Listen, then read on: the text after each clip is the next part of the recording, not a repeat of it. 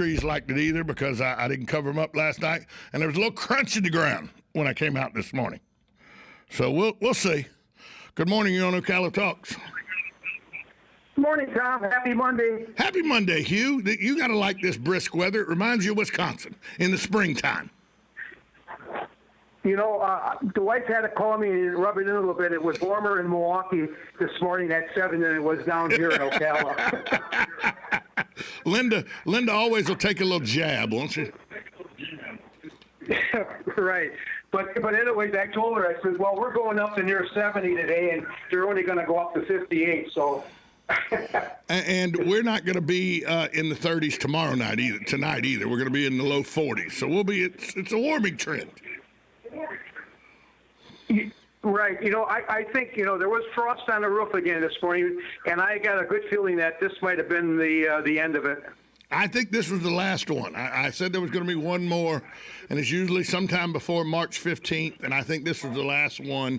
It was 36 degrees at my house this morning. When I walked out to get in my car at 6:45, there was crunch on the grass when I walked through the grass. Well, let's hope this is the last one. And so anyways, okay, nice talking to you. Hey, Hugh, let me ask you. Have a warmer day and a good day. Hugh, let me ask you real quick before I let you go. Did you happen to, I hadn't had a chance to talk to you since you went. What was your take on the free weekend at the Appleton?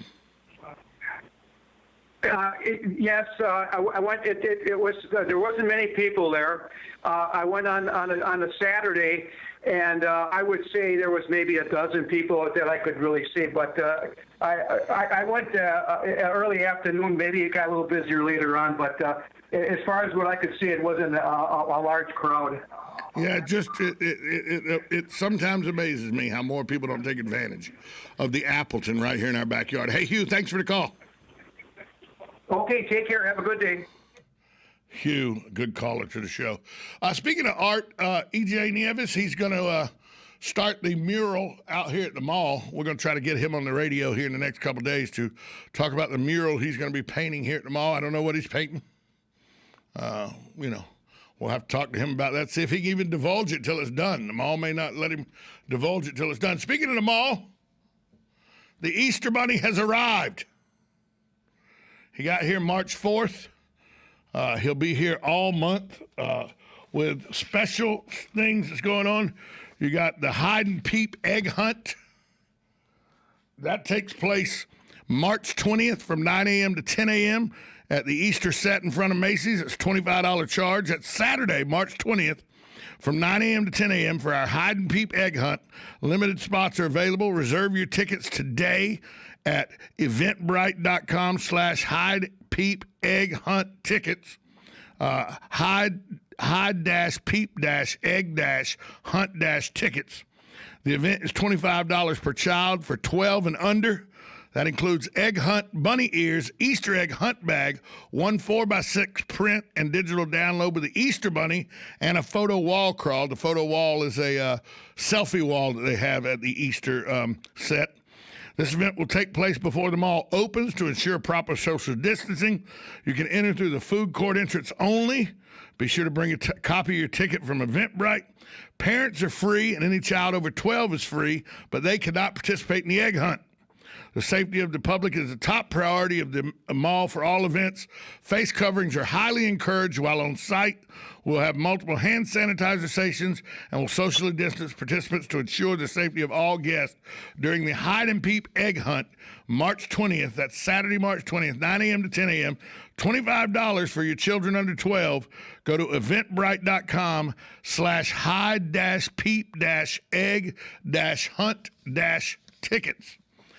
Also, cute as bunny crafts, because we want something for the kids that are under the age of 5. That's going to be March 23rd, 10 a.m. to 11 a.m. at the Easter set in front of Macy's. It's going to be $5. That's on a Tuesday. It's all toddler families. Bring your little bunny to this Easter Kid X event. It's from 10 a.m. to 11 a.m. Tuesday, March 23rd. Spaces are limited to ensure proper social distancing. This event is for children 5 and under. It only costs $5 per child. That includes Easter crafts plus an egg hunt with eggs based on the age group. The Easter Bunny will be available for pictures for purchase. This is a great opportunity to skip the Easter Bunny line and visit him before the mall opens for a more intimate experience. To reserve your space, go to eventbrite.com/cute-as-bunny-crafts-tickets. Wow.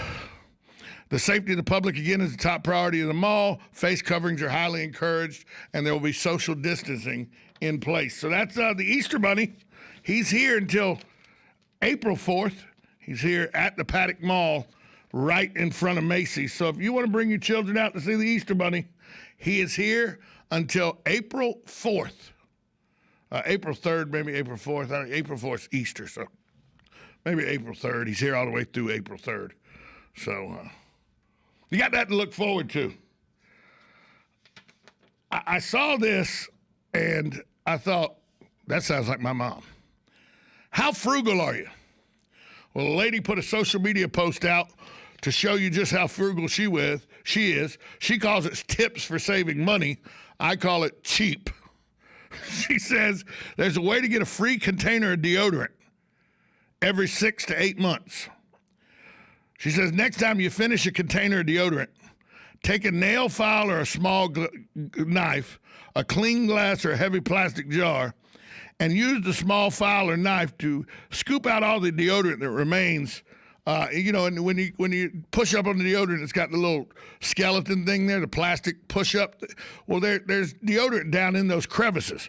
She says, dig that out, save the deodorant container, repeat this every time you finish a stick of deodorant, getting the scraps out. Save one deodorant container. Repeat this of scraping the leftover deodorant out of the top of it. When you have enough scraps to fill an empty container, melt the scraps in the microwave, stir to blend, and pour into an empty deodorant container, and you can mix brands. And she goes, that's a frugal way to save. Just one frugal way. She has other ones about cutting the toothpaste open and scraping the toothpaste out. She's got all kind of frugal things. If you're trying to save $5 a year by creating one extra deodorant,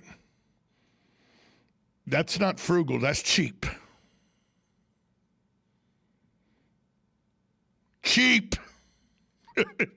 That's a whole lot of work to save $5 or $7, whatever it is it costs. And that, if you got roll-on or spray, that don't work. But she's got a whole list of these on social media. Tips for saving money, or tips just to prove that you're cheap is how I look at it. I'm not taking that. You know how much time that would take? Let's just think, if you have to clean one out every time, you clean it out good like she's talking about, and save it all, it's going to take you at least 5 minutes. Okay? So let's say you go through a deodorant stick every 6 weeks, because that's every month and a half. So that's 9 of those you're going to do. That's 45 minutes of your life you're never getting back, so you could save $5. And that's just scraping it out. That doesn't take into effect once you got to put it back into a deodorant container and you got to melt it in the microwave. It's really, you're cheap. That's what you are. 622-9622 is the number to call. Tell me some of your frugalness. I mean, cheap. I mean, you know, how you save money. That's just, to me, that is way overboard cheap to, I mean, with the file and scraping out and pulling everything and trying to melt it back. That sounds like it might start a fire. Speaking of that, the fire department is here. We're going to talk about fire prevention in the 9 o'clock hour. Maybe not melting your deodorant in the microwave may be a good way to start not having a fire. Cheap people melting. When I saw that story, I said, are you kidding me? 622-9622 is the number to call. Coming up next, we have it's here somewhere in front of me. Well, maybe it's not. I don't know. Yeah, here it is. I got it here. Coming up next, we got Battalion Chief Anderson and Captain Ortiz from the Ocala Fire Department. They're here to talk about fire prevention on 1370 AM, 96.3 FM, WOCA, The Source.